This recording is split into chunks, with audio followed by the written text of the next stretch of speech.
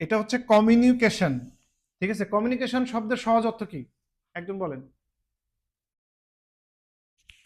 Sir যোগাযোগ। যোগাযোগ, right. তাহলে কমিউনিকেশনের ডেফিনেশনটা কি হতে পারে, কেউ বলতে পারেন? এনিবডি বলেন, নিজের মতো করে বলেন। মিতু, তোমার নাম কি? স্যার শরীফুল। শরীফুল বলো। স্যার এটা কমিউনিকেশন মানে ছিল যোগাযোগ, অর্থাৎ দুজন ব্যক্তির ভিতরে আহ, মানে কথোপকথন বা কোনো কিছু লেনদেন বা কোনো সম্পর্কে জানা অজানা তথ্য আদান প্রদান, এটাকে স্যার কমিউনিকেশন বলা হয়। Right, absolutely right. ব্যাপারটা হচ্ছে এখানে একটা সেন্ডার থাকবে, সেন্ডার, আর একটা হচ্ছে রিসিভার। মাঝখানে যেটা থাকবে সেটা হচ্ছে ইনফরমেশন। হ্যাঁ, সেন্ডার, ইনফরমেশন, আর হচ্ছে রিসিভার। সেন্ডার সেন্ড করবে, ইনফরমেশন ট্রাভেল করবে, রিসিভার রিসিভ করে রিপ্লাই করবে, রিপ্লে। তার মানে আপনি এখানে কয়েকটা ব্যাপার, একটা কমিউনিকেশন তখন ফিল আপ হবে, আমরা শুধুমাত্র যোগাযোগ বলি। যোগাযোগ কখন হয়? আপনি একটা লোকে ডাকতেছেন কিন্তু সে সাড়া দিচ্ছে না, আপনার যোগাযোগ হয়নি, কমিউনিকেশন হয়নি। ক্লিয়ার? কমিউনিকেশন হতে গেলে একটা সেন্ডার লাগবে, একটা সেন্ডার, একটা পক্ষ থাকতে, দুইটা পক্ষ থাকতে, একটা সেন্ডার একটা রিসিভার, মাঝখানে থাকবে ইনফরমেশন। ইনফরমেশন সেন্ড করবে, রিসিভার রিসিভ করে রিপ্লে করবে, দেন কমিউনিকেশন হবে, আদারওয়াইজ কমিউনিকেশন না। সহজভাবে বলতে গেলে স্যার তথ্য আদান প্রদান। তথ্য আদান প্রদান শুধু বললে মানে একটু আংশিক ভুল হয়। তথ্য আদান প্রদানের সঙ্গে তথ্য আদান প্রদানের রেসপন্সিবিলিটি নেওয়াটাকে বলা হয়। যখন আপনাকে, আপনি তথ্য প্রদান করলেন এবং আরেকজন ওইটাকে রিসিভ করলো, রিসিভ করে রিপ্লাই করলো, হ্যাঁ না উত্তর দিল, তখন সেটা কমিউনিকেশন। আপনি একজনকে কথা বলতেছেন, সে আপনার কথা শুনতেছে না, আপনার সঙ্গে কমিউনিকেশন হয় নাই, তখন কমিউনিকেশন সম্পন্ন হবে না। ক্লিয়ার? তথ্য প্রপারলি বোঝানো, রাইট, হ্যাঁ। মেইনলি ইনফরমেশনটা প্রপারলি বোঝানো। ইনফরমেশন প্রপারলি বোঝানো, বোঝানোও ঠিক না। হ্যাঁ, অথবা বোঝানো হতে পারে, কারণ আমি যখন যে তথ্যটা দেব সেই তথ্যটাকে রিসিভ করতে হবে, রিসিভ করে এটার একটা রিপ্লাই দিতে হবে, এইটাই হচ্ছে কমিউনিকেশন। অর্থাৎ তুমি কি বললা? আমি বলছি যে ইনফরমেশন প্রপারলি বোঝানো বা প্রপারলি ডেলিভার করা। ডেলিভারি, ডেলিভারটা আবার এক পক্ষ ডেলিভার হইতে পারে, এটা দুই পক্ষে ডেলিভার হইতে হবে, এক পক্ষ না।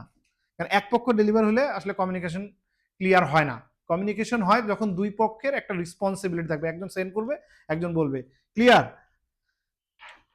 তার মানে আমরা কমিউনিকেশন কি সেটা বুঝতে পারছি। একজন সেলসম্যান হিসেবে কমিউনিকেশন জানাটা খুব দরকার। প্রথম কমিউনিকেশন, কমিউনিকেশন ঠিক সাধারণত চার ধরনের হয়। একটা হচ্ছে ভার্বাল কমিউনিকেশন, দুই নন ভার্বাল কমিউনিকেশন, তিন রিটেন কমিউনিকেশন, চার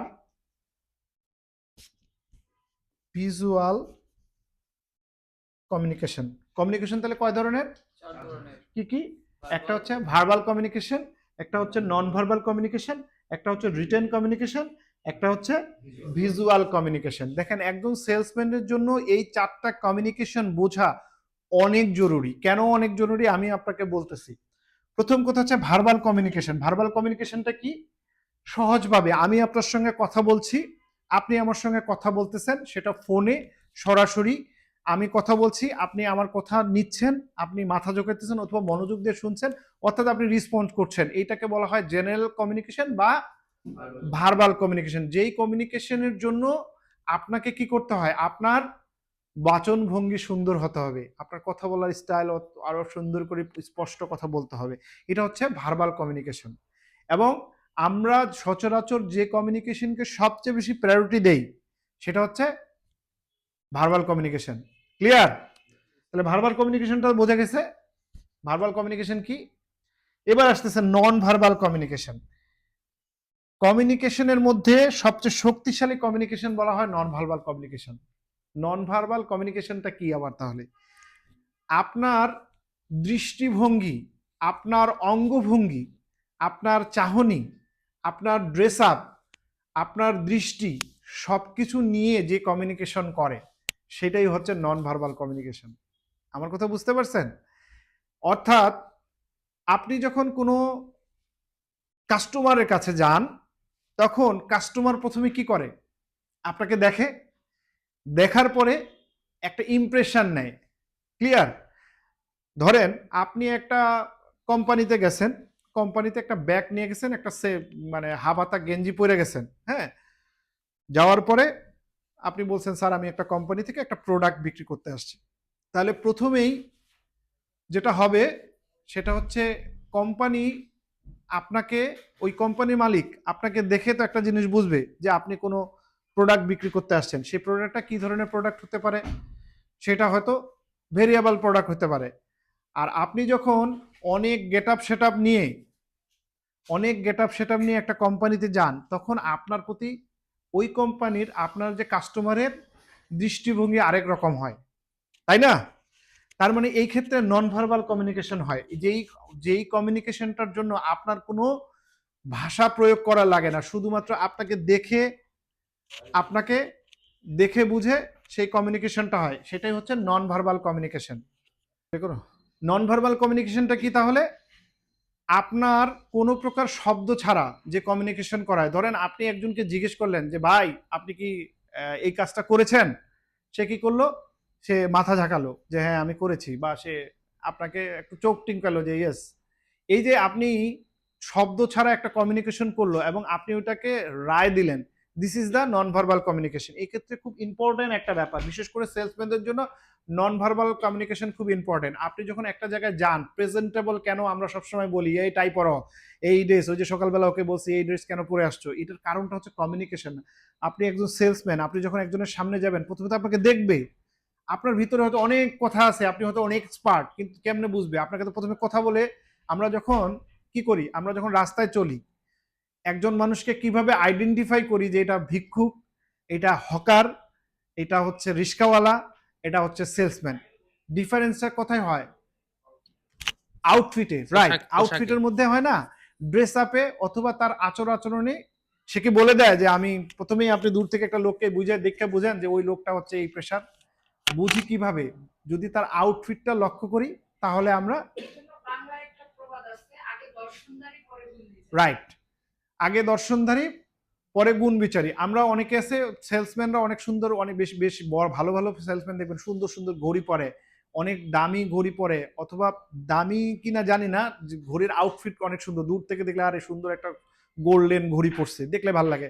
শার্টটা হয়তো কিনছে কি বলে আপনার নিউ মার্কেটের হকার মার্কেট থেকে 200 টাকায়, কিন্তু সে শার্ট কিনছে সাদা, প্যান্টটাও হয়তো সে ওখান থেকে কিনছে, কিন্তু একটা বেল পরে একটা সুন্দর চেনের ঘড়ি লেগেছে, দেখে মনে হচ্ছে সেইটা রিচম্যান থেকে শপিং করছে। এইটাকে বলা আউটফিট, এইটা কমিউনিকেশন। যখন একটা লোকের কাছে যায়, তখন তার ইমপ্রেশনটাই চেঞ্জ হয়ে যায়। তার মানে আউটফিট খুব জরুরি। অনেক আছে পারফিউম দেয়, দেখবেন অনেক সেলসম্যান আছে সুন্দর সুন্দর, অনেক মেয়েরাও পারফিউম দেয়। পারফিউম দেওয়ার অর্থ কি? পারফিউমের অনেকগুলো কাজ আছে। পারফিউম, আপনি যখন একজন খুব রাগান্বিত লোকের কাছে যাবেন, যদি তার নাকে সুন্দর একটা স্মেল আসে, মুহূর্তে তার মন কিন্তু ঠান্ডা হয়ে যায়। আপনি দেখবেন আপনার মেজাজ যখন খুব খারাপ, আপনি একটু দেখবেন যে আপনি পারফিউম দিবেন, কিছুক্ষণ মধ্যে দেখবেন মেজাজ আপনার ঠিক হয়ে গেছে। তার মানে পারফিউমের কাজ আছে। এইগুলো হচ্ছে নন ভার্বাল কমিউনিকেশন। বোঝা গেছে? খুব ইম্পর্টেন্ট একটা কমিউনিকেশন হচ্ছে নন ভার্বাল, বিশেষ করে সেলসম্যানদের জন্য নন ভার্বাল কমিউনিকেশন ইম্পর্টেন্ট। এরপর হচ্ছে রিটেন কমিউনিকেশন। রিটেন মানে কি? লিখিত কমিউনিকেশন। এটা আমরা সবাই বুঝি। আপনি লিখার মাধ্যমে যে কমিউনিকেশন করেন, অর্থাৎ আপনি কাউকে মেসেজ পাঠাচ্ছেন, আপনি কাউকে ইমেইল করছেন, ঠিক আছে, আপনি কাউকে টেক্সট করছেন, আপনি ফেসবুকে একটা টেক্সট লিখে দিছেন, সেটা দেখে কেউ কমিউনিকেশন করছে, এটাকে বলা হয় রিটেন কমিউনিকেশন। তবে রিটেন কমিউনিকেশনের শক্তিশালী দিক হচ্ছে, ধরেন আপনি একজনকে ফোন দিচ্ছেন, কথার কথা সে ফোন রিসিভ করছে না, তো আপনি তো কমিউনিকেশন করতে পারতেছেন না তার সঙ্গে। ফোনটা রিসিভ করলে না আপনি আপনার মনের কথা বলতে পারবেন। রিটেন কমিউনিকেশন করতে এই সুবিধা আছে, আপনি একটা মেসেজ লিখে তারা পাঠাই দিলেন, তাহলে সে পড়লো। তার মানে রিটেন কমিউনিকেশন খুব ইম্পর্টেন্ট একটা ব্যাপার হচ্ছে যে আপনি এই কমিউনিকেশনটা জোর করে করতে পারবেন। শুধুমাত্র এই কমিউনিকেশনটাই আছে যে রিসিভার না চাইলেও আপনার এই কমিউনিকেশন করা সম্ভব। ক্লিয়ার? আপনি একটা হোয়াটসঅ্যাপে মেসেজ পাঠাইলেন, সে দেখলো কিনা আপনি কিন্তু বুঝা ফেলাইছেন যে দেখলো কিনা, রেসপন্স নাও করতে পারে, কিন্তু আপনি জোর করে এই কমিউনিকেশনটা করতে পারেন। এরপর আছে ভিজুয়াল কমিউনিকেশন। ভিজুয়াল কমিউনিকেশনটা কি? ভিজুয়াল মানে কি? ভিজুয়াল শব্দের অর্থ কি? এনিবডি? হ্যাঁ, দৃশ্যমান। সেটা হচ্ছে আপনি যখন কোনো প্রজেক্ট দেখান, কোনো ল্যান্ড দেখান, তখন আপনি কি করেন? একটা পিকচার সেন্ড করেন, একটা ভিডিও সেন্ড করেন। এই ভিডিও পিকচার সেন্ড করার মাধ্যমে আপনি আপনার কি বলে, আপনি আপনার প্রোডাক্ট সম্বন্ধে ধারণা দেন। সেটাই হচ্ছে ভিজুয়াল কমিউনিকেশন। এখন একজন সেলসম্যানকে, একজন মার্কেটিং এর লোককে যদি সে এক্সপার্ট হতে চায়, তাহলে এই 4টা কমিউনিকেশন তাকে প্রপারলি করতে হবে। এখন আমরা কয়টা করি? আমরা কয়টা করি? আমরা সবগুলাই করি, কিন্তু আংশিক আংশিক। আমরা শুধুমাত্র ভার্বাল কমিউনিকেশনের উপরই সবচেয়ে বেশি জোর দিই।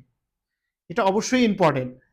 ভার্বাল কমিউনিকেশন 40% নির্ভর করে আপনার সেলসের ক্ষেত্রে, 40% ভার্বাল কমিউনিকেশন, আর বাকি 60% এই 3টা কমিউনিকেশন নির্ভর করে। তার মানে আপনি যদি এক্সপার্ট হতে চান, তাহলে আপনাকে এই 4টা কমিউনিকেশনের যথেষ্ট গুরুত্ব দিতে হবে। আপনার নন ভার্বাল গুরুত্ব দিতে হবে, আপনার আউটফিট থেকে শুরু করে আপনার অঙ্গভঙ্গি, কথা বলার স্টাইল, আপনি কিভাবে দাঁড়াবেন, এভরিথিং, আপনার জুতা পলিশ আছে কিনা, এগুলো নন ভার্বাল কমিউনিকেশন। জুতা দেখে অনেকে ছেলে মানুষের জুতা দেখলে মনে ময়লা থাকলে আরে কোত্থেকে উঠে গেছে, আপনি সুন্দরভাবে যান, মনে হবে আর আপনি বিশাল একটা কোম্পানি থেকে আসছেন। আপনার কমিউনিকেশন করবে। রিটেন কমিউনিকেশন তো বললাম শক্তিশালী কমিউনিকেশন, আপনি না চাইলেও কেউ এই কমিউনিকেশন তার সঙ্গে করতে পারবেন। ক্লিয়ার? ভার্বাল ভিজুয়াল কমিউনিকেশন কি? সুন্দর কিছু ছবি তুলে দেওয়া, ছবি পাঠাচ্ছেন, কিছু ভিডিও করে রাখা, সেই ভিডিওগুলো ক্লায়েন্টদের পাঠাচ্ছেন, এটা হচ্ছে ভিজুয়াল কমিউনিকেশন। অর্থাৎ আপনি যদি সেলসম্যানশিপে পূর্ণাঙ্গ জায়গায় যেতে চান, তাহলে 4টা কমিউনিকেশন আপনাকে অবশ্যই অবশ্যই শিখতে হবে। থ্যাংক ইউ এই কমিউনিকেশনটা